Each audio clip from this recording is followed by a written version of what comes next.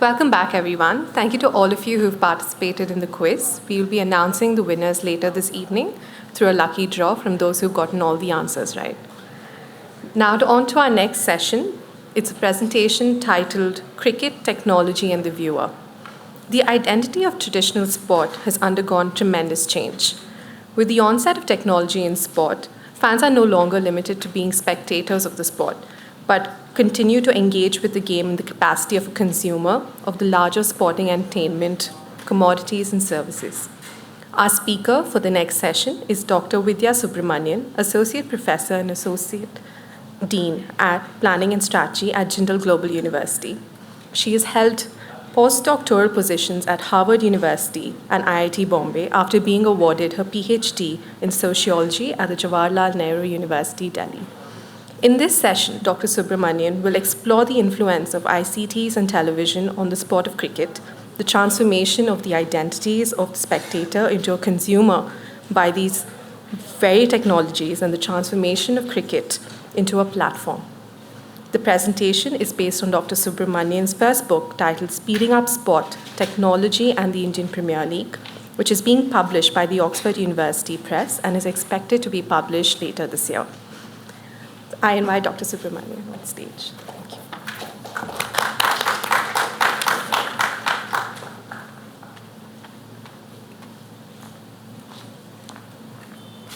Hi, thank you so much for being here. I'm afraid this is going to be rather different than the first session that we've all attended this morning. I'm here to critique everything that we spoke about in the morning and say, well, let's just call it different things. I'm sorry for not wearing my sports jersey. It was going to be really great too, but let's just call it an act of God. I don't have my Fenway Park jersey that says where the Caroline is sweet and the water is dirty. It would have been great and all because, you know, all about sporting cultures around cities, which is kind of apt for the IPL. But, well, what are you going to do? I actually wanted to bring the book. The book is called Speeding Up Sport, Technology and the Indian Premier League. I wanted to bring the book, a few copies, but as things stand, I've been promised it's going to print this week, so we'll see, fingers crossed. I also want this to be more of a discussion than a lecture because I would really like to hear from this. This is the sort of audience that I don't get to speak to every day. So I'd be very happy to hear your thoughts on it and whether or not, I mean, if you hate it, feel free to let me know. That would be great. Let's just jump into it. So I'll try to keep this short. I'll try to not talk too much. But then I am an academic and I do tend to ramble. So yeah, sorry about that. So the book, as advertised, is about technology and the Indian Premier League. I essentially argue that without a substrate of information communication technologies, the IPL could not exist.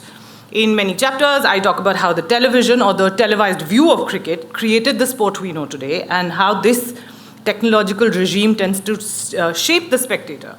What these technological influxes have come into cricket, what are the ones that have come into cricket since the sort of heyday of what is known as the golden era of the sort of test match idea of cricket. And the book also talks about theories of consumerism and even theories of war and the idea of speed and politics, what all of these have to do with cricket. And I'm basically arguing that the IPL is only slightly or cosmetically like the cricket of, what C.L.R. James likes to talk about. I've written a chapter in a book called Sports Studies in India. This is my book. I encourage you to read it. It's not the kind of reading as I'm assuming most of you are lawyers, and this is not the kind of reading that you probably do every day. Now, the point, though, is not that this is about nostalgia for some bygone era. I am not trying to argue that there was a pure form of cricket, some platonic ideal of cricket, which was great, and look at how far we've fallen. It's not a rant about how terrible the IPL is. What I'm trying to do is try and understand what technology does to and for sport, and what sport does to and for technology, and what is the implication between these two things. There are sort of these layered mediations, I'm arguing, between the IPL and ICTs, and the book is to understand this sort of larger and many-sided relationship that exists between society and technology as a whole. The digital, as we know, has colonized the everyday, and this idea of looking at it through technologies of leisure, of play, and the many kinds of mediations that technology does to mediates our relationships to the real world. These are the topics of interest that I'm coming at this book with. And my case study is the IPL. Now, I work in a field called Science, Technology, and Society, which is STS. And this is an interdisciplinary social science field, for those of you who don't know. We work, as is obvious, about science and technology and society and how these things sort of come together. What does it do when there is a moment of controversy? Everything from GM cotton to digital surveillance is fair game for the field of STS. And there's very little work on sport and technology within this field. And that's the field that I'm trying to expand. Also, studies of sport in South Asia, the sociology of sport, all of these are fields that I come into. So proper dyed-in-the-wool academic work has very little to do with building businesses, to be honest. All right. So the IPL essentially takes cricket, in my opinion, which was a sport that was very different from every other kind of sport that existed. And essentially made it, and sorry to Douglas Adams for misusing the quotation, almost, but not quite entirely unlike, and he was talking about tea, but I'm going to say that has something to do with cricket. The reason behind putting all of these photographs, other than the fact that Shah Rukh Khan is on it, is that most of these people are not cricketers. You can talk about the IPL without actually having to talk about cricket at all. So my point is this. The conversion of the slow 5-day game that went sometimes to 6 days into this sort of blingy, blitzy IPL is not an organic evolution. It is a result of ruptures, several ruptures in the game. There has been a complicated overcrowding, I would argue, of otherwise disparate interests and elements and calculations, big businesses, Bollywood, military technologies, cricket, high finance, politics, television, social media, popular entertainment, advertising, and unsurprisingly, the ability to profit from scandal. Cricket was unique in that the result of the match was not considered to be the most important part of the game. As the conversation was going on in the morning, I was thinking how much of this is, how much of what was discussed I'm going to disagree with, and I'm a little bit scared of doing that right now. But I make the case that in the technologically unmediated sort of test match form, when it was the only form of the game that was played, the result is not the most important part of the game. The draw was not just an acceptable outcome, but was also one of the things that made cricket such a unique sport. Ramchandra Guha, who has also written about the idea of the draw being central to the magic and mystique of cricket. Ashish Nandi has made the point that in cricket, victory and defeat are not the same terms they're not clear terms that they are in other sports. In this game, while victory is definitely better than a draw, and a drawn game is better than a defeat, but it would still seen as more honorable to lose grandly, or rather than to win ingloriously or succumb to a tame draw. The result is not a single point in time. It is not the end of the game. The enjoyment of the game lay in the process of arriving at the end, much like a good play or movie. The meaning of the match is not in the climax, as it is in everything else that happened in the middle. C.L.R. James, in that wonderful book, Beyond a Boundary, talks about cricket as first and foremost a dramatic spectacle. He compares it with theater and drama and ballet and opera, and it doesn't even go to comparing it to other sports. It is this theoretical sort of play where where small essential side plots would be as important or as much as enjoyable as the eventual event of the result of the game. So this sort of technologically unmediated game of cricket was played in these 5-day slow form. The batsman comes and gets his eye in, you test the pitch, you do all these things. Slowness was sort of built into the game. And in moving from there, one of the things that has happened is an injection of speed, and through the syringe of technology. With the advent of television and other forms of engagement, not only have 2 new forms of the game arisen, but also a continuous influx of technological mediation has taken place, be it in the dressing room, in the training and preparation or in the realm of umpiring, such as third umpires, the decision review system. Technological aids such as videographing are now extensively used to shape mold a cricketer. We've talked about this in the morning a little bit, how coaching up-and-coming cricketers has become an industry in itself. And with coaching remotely becoming an option, there are even players who opt for individual coaches, who are independent of the teams they play for. So what was once, or what should have been, or I don't know if should is even the right word, but if you're looking at something as a team game and then you have individual coaches for individual players, are we moving towards a culture of a team game in which the individual is greater than the team? These are all questions that can be asked, should be asked. Now, I'm not saying this is unique to cricket. Technology has swept through most sports, through all sports, in fact. But cricket has to be one of those games that has been most tremendously reshaped and restructured. I mean, it was something that took the better part of a week for one game to finish, and it was completely acceptable. The fans were happy, the players were happy, it was going well. But with this influx of technology, with all of this, with all of these changes that have come in through technology, the thing that has happened is this is the game that has been the most profoundly reshaped. It has become something that takes exactly as much time as any other sport to finish, and consequently, I feel like this is it's lost that character of being a unique form, a slow-paced, sort of slow-burn game that it used to be. The flying circus. There is no sport without television. Even the Olympics are only considered to be successful if they are held in a time zone which is friendly to Western television audiences. One of the massive ruptures that I was earlier referring to in the game of cricket was Kerry Packer's World Series cricket. Now, Packer was the first to see the massive potential of television for cricket, or to put it differently, the potential of cricket for television. And as a very keen businessman, he's one of the first to recognize the impact and reach of it, and figures out in the 70s that a massive audience existed for cricket on the other side of the television set. And now cricket could now be sold to this audience. This made the sport more lucrative than ever before, and also made there's a subtle shift in the way that this brings to the spectator of the sport. Once you're selling something to someone, that person is no longer engaging in it for their own pleasure. You become a consumer, which is a whole other which should be looked at as a whole other scheme of things.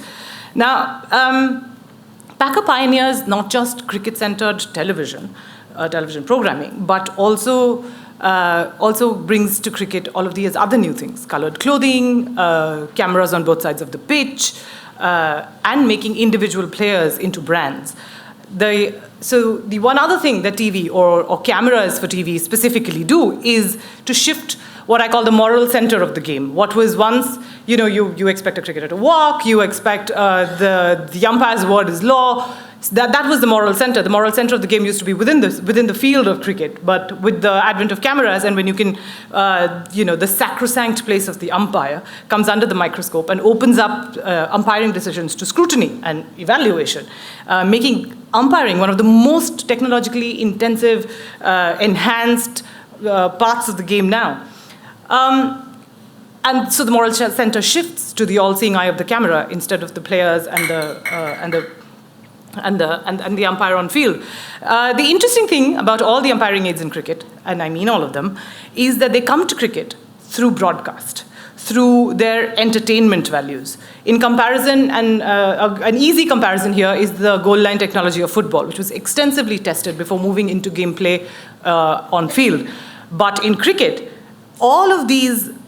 think about hotspot, think about Hawkeye, think about even the slow motion replay. They were all brought into cricket by way of the television, and it was supposed to make the game more interesting to the viewer. They were supposed to be something that broadcast technology had, and they come into the game almost imperceptibly, and with practically no testing at all.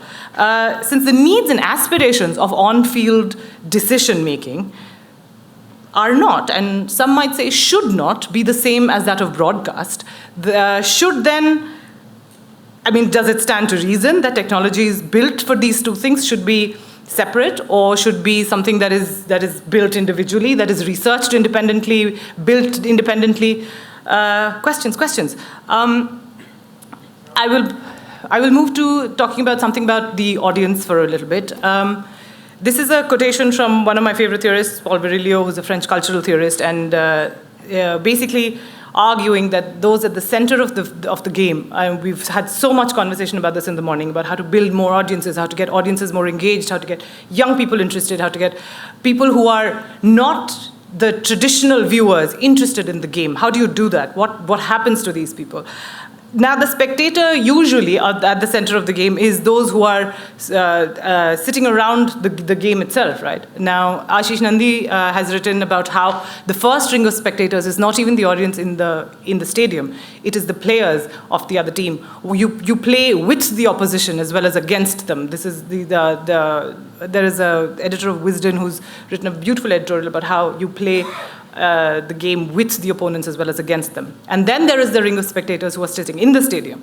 And then there are all of these, first screen, second screen, the people who are watching on TV, who are watching on the internet, on your cell phones, on your tablets, all of those people. And this now becomes the watching crowd. Virilio calls them the city of the instant. And these are, they are displaced, they are non-homogeneous, and they are the primary target of the platform that sport is. Those absent from the stadium are always right, because the sport is built for them, for those who are not actually in the stadium. It would, as logic dictates, impossible to construct this edifice without the substratum of information and communication technologies. If you have to bring together large groups of fans online, on social media, with this sort of near continuous engagement of the sport by television anchors, content generated by viewers, we need all of this. I don't want to call them gimmicks, but I really cannot think of another word right now. So if you had to do all of this, you cannot do it without ICTs, without building that sensibility of injecting technology into all forms of the game. And in so doing, in creating a sport that has so much technology in it, by doing that, we construct the spectator as a consumer. You take a fan, and the objectives of a fan or a spectator are different, but what you construct is a spectator consumer who must now buy into not just the game itself, not just the sort of shortened version of the game, but also everything that it comes with, the notion of the lifestyles that are advertised, your whole idea of the individual celebrity cricketer. How do you become that person? Or why is it that you like this person? What is it about these individuals that creates celebrity? Like, television is a form of, is so well suited to this individual celebrity, right? The close-up form of the game, the things that you can do with it, constructs the individual as a celebrity, and also constructs the cricket fan into a consumer. Unlike other club-based sports, and we've talked about this in the morning, cricket was a game played by nations, in domestic games, states, countries, counties, whatever you want to call them. Fans were picking allegiances based on happy accidents of geography. I was born in India, so I'm a fan of India. And on the surface of it, the IPL is a fundamental reworking of that notion, right? Because you're no longer picking. At one point, Maharashtra had 2 teams, and there were no teams from Madhya Pradesh. There was no team from Uttar Pradesh. Large, but not very urban populations. So rural populations, non-English speaking, if you will, not much spending power. So they were not vitally important to this edifice. Now, of course, as we build the game, because profit margins must constantly increase, we have these teams. We involve all of these people. And the IPL reworks this idea of linking it to geography, because what are you picking your fans on? And I've done a bit of research on this. I used to walk around Delhi, in public spaces and ask them, who's your favorite cricket team? And in all the while that I was doing my PhD, not one person in Delhi said their favorite team was the Delhi Daredevils. Not one. And they would all say, oh, I really like Shah Rukh Khan, so KKR is my favorite team. They'd say, oh, I love Dhoni, so CSK. It was amazing. And I was like, but you belong to Delhi. And they're like, yeah, but they never win. I mean, it's true, they didn't, but so much for happy accidents of geography. But then with all of these people that I was talking to, the main loyalty they would always say was the Indian team. Who's your favorite team? The Indian team. So before you went into the IPL questions, do you watch cricket? Yes. Who's your favorite team? India, obviously. So it was always India. The most satisfying victory was India versus Pakistan. The most watched tournament, always the World Cup. This is what it's easy to see that, right? Because of this sort of great investment, the team is our team, right? It's we won or we lost. There is a sense of pride in their victory, a sense of shame in their defeat. And I'm at this point arguing that the IPL is trying to harness that exact same emotion. It's trying to use that same emotion of the loyalty of Indians to the Indian team by creating a league in which no matter who wins or who loses, India doesn't lose. I spoke to Gideon Hay about this, who's brilliant and writes so well. He said India always wins. The whole point, the concept of the IPL is that India always wins. His theory is that at the end of the 2007 World Cup, if you remember, both India and Pakistan were knocked out in the league stages of the World Cup, and it proved to be a financial disaster because obviously everyone who's watching the game is in India and Pakistan. Advertisers lost a lot of money. It happened in West Indies, terrible for them. There was a major drop in interest in the subcontinent once the two teams got eliminated, and we know that cricket only is profitable when India is playing, mostly. If you play with India, you do well. And this led to the reworking of the World Cup format to make sure that these teams did not get knocked out in future World Cups. Now, at the end of this 2007 World Cup, Lalit Modi and the BCCI pitched the IPL, and that's the essence of it. It was set up to lure disappointed Indian broadcasters, corporate advertisers, Indian spectators back to cricket. And the IPL brought the best international talent from around the world to play for local teams called Chennai and Mumbai and Bangalore. And it was played, contested within India. It looked and felt every bit as international as the World Cup. And the underlying theme of the entire enterprise was that no matter who won or who lost, the mercurial Indian spectator would always have an Indian victory to celebrate, right? So the IPL is essentially a sporting entertainment complex.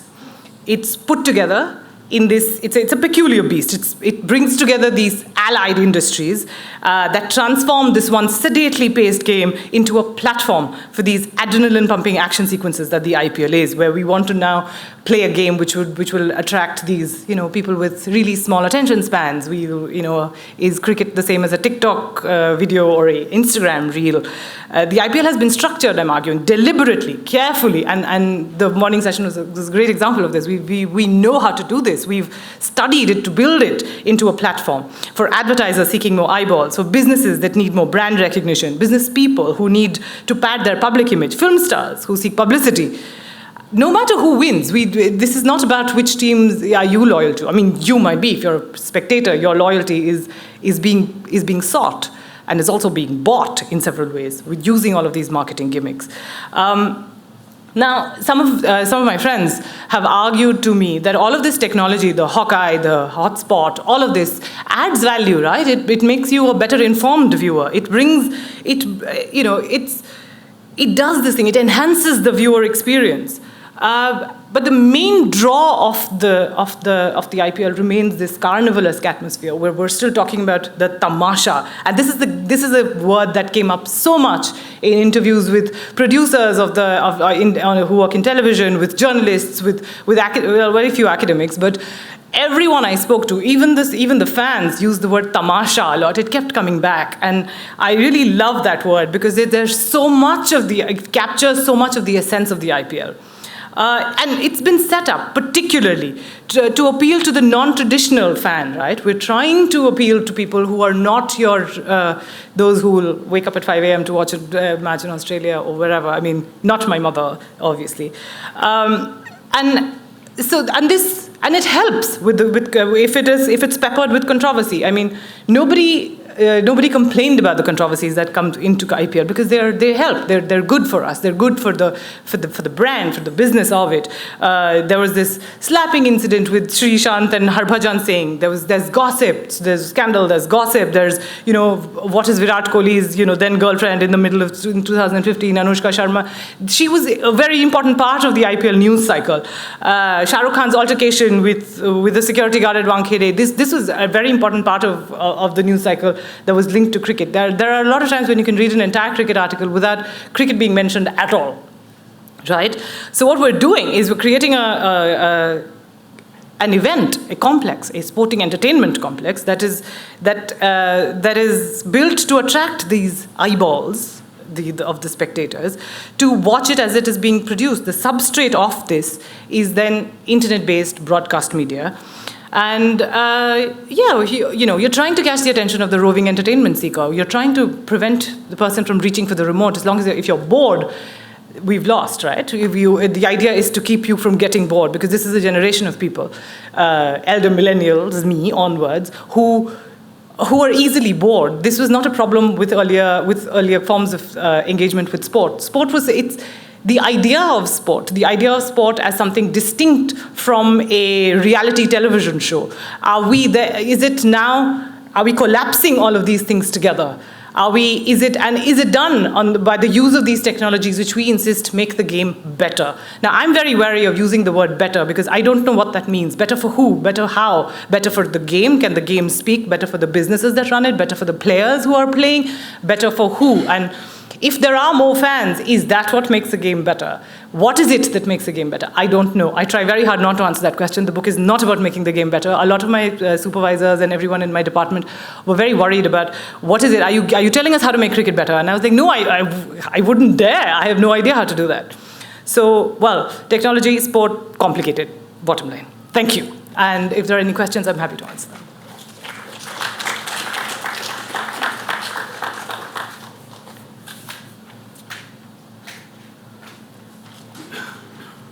Well, that must have been very convincing if you have no disagreements. Yeah, there's someone there, and then you. Yes.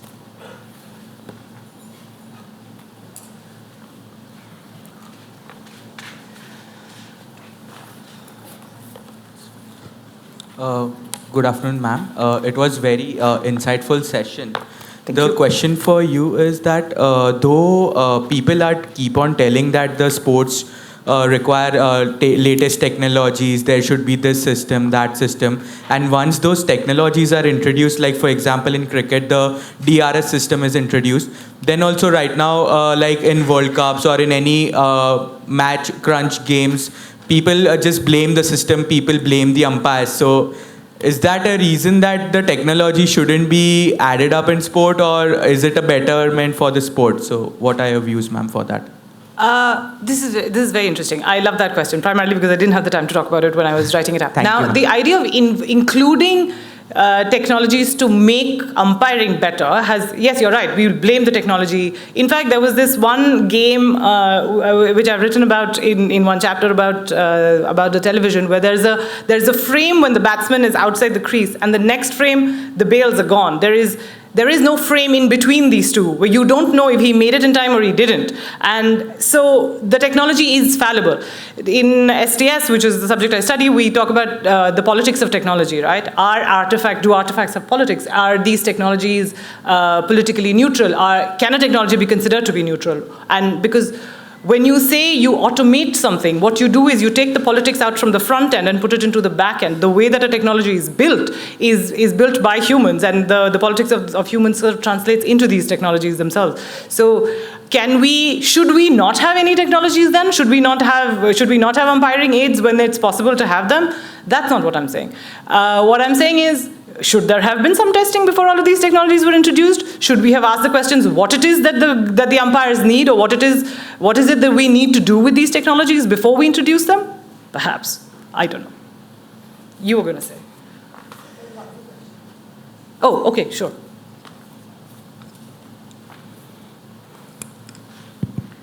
Hi, ma'am. That was a very insightful session.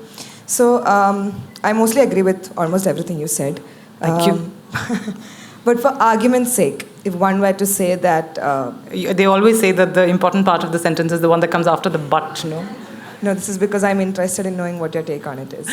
So for argument's sake, if one were to say that stakeholders such as leagues such as IPL do actually bring more visibility to the sport, how would you put that in the context of broadcasting, in that this, as far as I'm aware, matches such as T20 are not very available to the common man if you don't have OTT subscriptions or the kind of paid services. So what is your take on it? If it does have the kind of, if it does provide the kind of visibility that it says it does, is that true? Okay, I see what you're saying. Thank you. I think the question to ask then is, what kind of visibility are they looking for? It's not accessible to the common man. The question we need to ask is who the common man is. As we know, the general category is not the majority of people in the country, and by general category I mean upper caste. Obviously, to complicate this whole conversation, I should not be mentioning these words in this space, I guess. But the idea of visibility, and everyone has been arguing that T20 provides more visibility. Leagues like the IPL or the Big Bash League provide more visibility, but it does provide visibility to those that the businesses that run them want to be seen by. This is not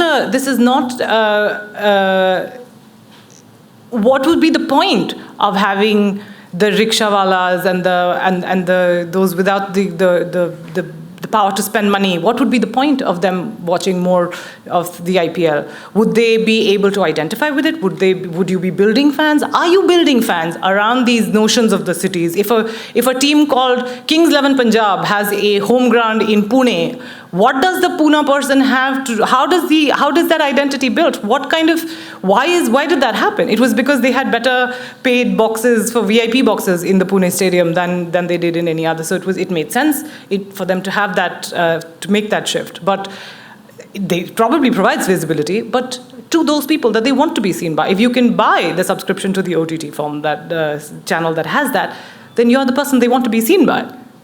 I think that's the nuance there. Hi, I just have a not very complicated question. Given that technology has created this and cricket has moved into this realm, there is no going back. That's what my question is. Right. Yes or no? You're absolutely right. There is no way to go back. But back to what? I mean, I don't know that it's a clean sort of linear movement, right? If you're there's a TV show called Doctor Who. They talk about the linearity of time is complicated. It's a wibbly wobbly ball of things. But there is absolutely no way to go back to some sort of Puritan, Platonic form of cricket. I don't think that existed. I mean, there's always been this conversation about, these people are terrible. Look at them sledging. Look at these people questioning the. I found this very nice article in the Illustrated Weekly in the 70s somewhere, where Raju Barthan is writing of the visiting. So the English team is still playing as the MCC, and they're in India, and there is such a huge controversy about, this aggressive playing. People are like, shouting for wickets, and these guys are writing with this high moral grandstanding about how terrible is this new generation of cricketers. They're asking if they're out and not letting the umpire make the decision. Like, that was morally outrageous. And here we are, well, come on, if you don't shout, are you even playing the game? So yeah, I don't think there's a going back, no way. Hi. Just through your research, while you were talking to people, what is the general sense you got? I mean, are fans kind of into the kind of technology that's been used in sports? In football, there's always this thing, right? I mean, either the technology makes the sport, the analysis that follows, it just kind of takes away the romance of it. I mean, I just want to see a nice dribble. I just don't want to see कि उसमें कितना step overs किया and the final details of it. In cricket, do you think technology is helping the fan engagement, or is this kind of too theoretical after a point? It is a little theoretical, definitely, and I have a bunch of theories that I can throw at you. But I think in my conversation with a lot of fans, and a lot of the, let me just say, rich. I mean, people like me, people who have jobs that pay upwards of 50,000 rupees a month. That kind of fan has a love for technology. I found that they were happy about the fact that you could see Hawkeye even in tennis. Other than Roger Federer, I don't think a lot of people have really criticized or looked at Hawkeye very critically. There's a beautiful paper called "You Cannot Be Serious." That's the title of it. It's a deeply academic paper on the public understanding of science, and it talks about how Hawkeye really does not advertise its margins of error, and how a commentator should talk about technology. But when you're a layperson watching it, it's fascinating to see that curve, right? It comes down, the ball comes down, you look at it, and you're like, oh my God, by a hair's breadth. You don't know the accuracy of it. You don't know how that prediction was made. And in LBW decisions, that becomes even more complicated, because you're not actually looking at where the ball went. This is technology indulging in conjecture to say this could have possibly happened. We don't know that it could have possibly happened. And how much can you suggest that accuracy. But fans have, in my opinion, loved it. I had a serious, like, it was almost a fight between these two people who were like, but why are you constantly critiquing technology? And they didn't use the word critiquing. This is my watering down of the very rude term that they used. And they said, you're just saying this because you're nostalgic for something. So I'm always very careful to say this is not about nostalgia. This is about complicating the understanding that exists today. The idea of what a fan loves or what the fan wants to see, and we've established this in the previous session, is about how well it is marketed. We were just talking about how Test cricket is not marketed like the IPL. Should we be subject to what is marketed to me? I am very wary. I am deeply suspicious of marketing. I mean, there is a study that said that, digressing entirely from sport, there's a study that said that if you market to women makeup products on Monday morning while on their commute, they will buy it because they're depressed. And this is true. This is actually real. There is a study that was conducted, and it says sell makeup to women on Monday mornings. They will buy it on their commute because, world's shallow like that. But it's true, and therefore, a lot of it started happening on Instagram. You would realize that on Monday mornings, women would see these ads. And I don't know if it worked, but it seems kind of brutal and, rude to me. I don't want to be marketed to. So I want to say that the marketing around the technologies in cricket especially has been great. The conversation around goal line technology happened because those in power, those who were decision makers, were having that debate. In cricket, that debate did not actually take place. Yes. I won't wait for the mic. I hope that you can hear me. I can. So my question is, now that we've established that technology is here and here to stay, disclaimer, I work for a sports technology company. I need to talk to you. What do you think the future is for technology, in sport especially? Once you open that box, you don't put the genie back in the bottle. So that genie is out there. But I think the future of sport, and I want to be optimistic about this, and I am, and I feel like if we have more conversations about this, if you say that this is a conversation that we need to have, especially for people who work in sports technologies, who know how these things work, then we can start talking about what kind of technology you need, what you need the technology to do. I think starting from AI and surveillance and Aadhaar and all of it put together, the conversation is, we have this fun thing. About 3 years ago, it was called blockchain. Here we have it. What can we do with it? Where can we put it? Let's put it in, child malnutrition data, how to make it better with blockchain.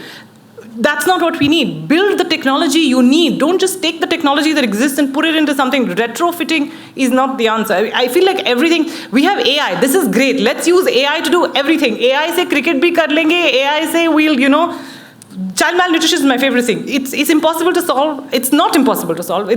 It's something that requires political will. But we will use everything from blockchain to AI, but we will not make the public distribution system better. We will not talk about how systems of politics are doing this. That those are the problems that we need to face. Political will in cricket is, and we were just talking about how 3 countries take the major part of the revenue that is collected by cricket. What does making cricket better mean? Should the West Indies team not get any money because they're not as much of a bully as, England and Australia and India are?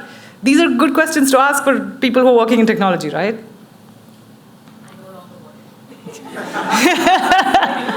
Hey, this is why you need to go back, maybe. Hi, so I have a question. I don't know where you are. I'm here. Oh, hi. Yeah, so a couple of questions. One is the technology that is used in IPL. Is that now also being used in international cricket? Because all these examples that we hear about. What right? is the technology? I don't understand. Like we talk about Hawkeye or Duckworth-Lewis. These have always been there. So are there some new innovations that have happened in IPL technology-wise and has expanded to international cricket? And the second part is now even all these the technology that we see in IPL. Is a lot of it sort of imported, like Duckworth-Lewis or Hawkeye, or are there innovations that are happening, and are Indian sports technology companies also involved in this? I have no idea. if Indian sports technology companies are involved in it. They probably are. It's a great place to do it. One of my favorite examples of technologies that went from the IPL to everywhere else is the spider camera. There was one time when Sachin Tendulkar shooed it away. He was so irritated by this thing that came onto the field that there is this beautiful thing about him just saying, like, can you get this out of my face? I want to play. And now it's everywhere. Like, there is no sport without this spider camera sort of looming around. It gives you great views. I'm sure it's an enhancement to the viewer experience, I'm certain. But I think it's one of the examples of something that went from IPL to everywhere else. But are Indian technology companies involved? Probably. I think that person may be the right person to ask. Someone there has a question. This is the last question? Oh, I'm sorry. This is the last question. Yes.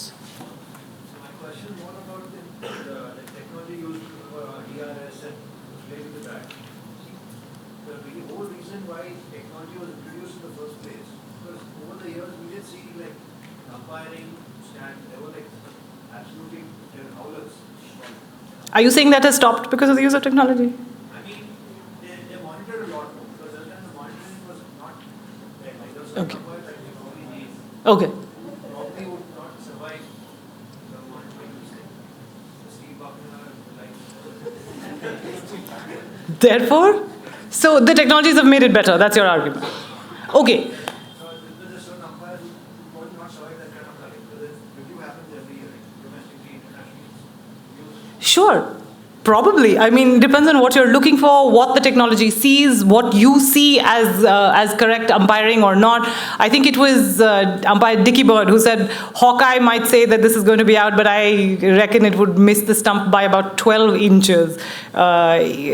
So there's opinions and there's opinions on that. But I think we have to stop at this point. I think I may have overshot my time. Thank you so much for listening.